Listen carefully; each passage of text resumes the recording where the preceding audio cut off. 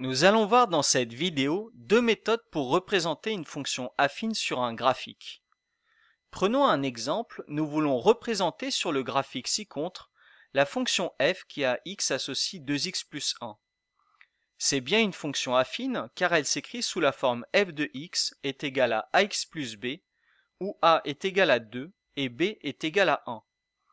On avance déjà bien car nous savons d'après la leçon que toute fonction affine est représentée par une droite. Nous devrons donc dans cet exemple tracer une droite que l'on notera CF. Il est maintenant temps de faire appel à nos connaissances sur les fonctions affines. Le nombre 2, celui que l'on multiplie par x, est appelé le coefficient directeur. Et le nombre que l'on ajoute, 1, est appelé l'ordonnée à l'origine. Alors qu'est-ce que cela veut dire? Cela veut dire que la droite que nous tracerons coupera l'axe des ordonnées en 1, c'est-à-dire qu'elle passe par le point de coordonnées 0, 1. Je représente ce point en bleu. À partir de maintenant, deux méthodes s'offrent à nous pour tracer cette droite. La première méthode consiste à utiliser le coefficient directeur. Il correspond à la pente de la droite. Comme il vaut 2, cela veut dire que sur le graphique, lorsque j'avance d'une unité à partir du point bleu, eh bien je monte de 2 unités. J'ai ainsi obtenu la pente. Il ne reste plus qu'à tracer la droite. Nous allons voir une deuxième méthode. Nous savons que x est l'antécédent.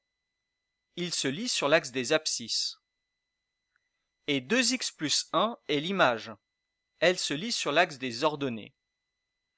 Cette deuxième méthode consiste à trouver un autre point que celui trouvé en bleu, par lequel la droite va passer.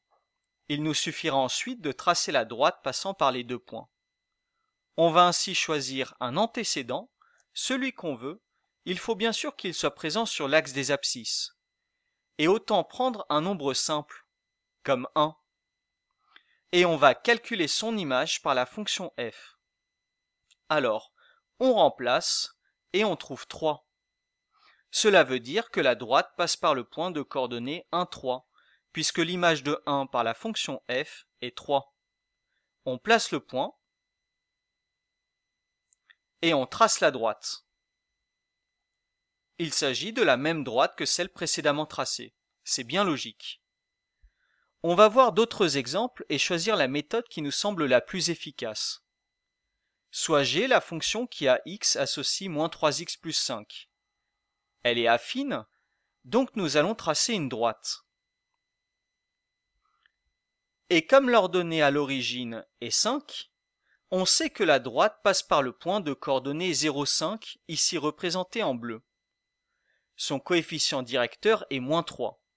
Sur le graphique cette fois, lorsque j'avance d'une unité, à partir du point créé, eh bien je descends puisque le coefficient est négatif, et je descends de 3 unités. J'ai ainsi modélisé la pente. Il ne reste plus qu'à tracer la droite CG.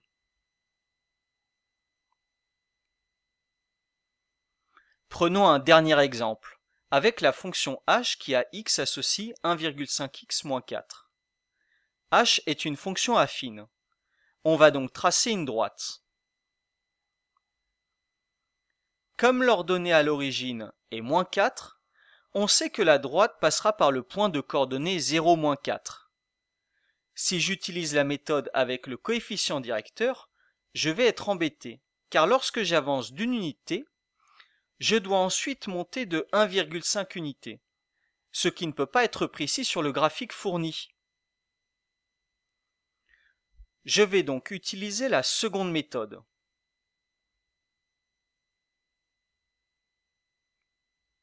Et on choisit un antécédent judicieux. 2 est un bon choix, car si je calcule son image par la fonction h, je trouve un nombre entier relatif, moins 1. En effet, le point de coordonnées 2, moins 1 se place aisément sur le graphique. Et on peut ainsi tracer la droite CH, représentative de la fonction h.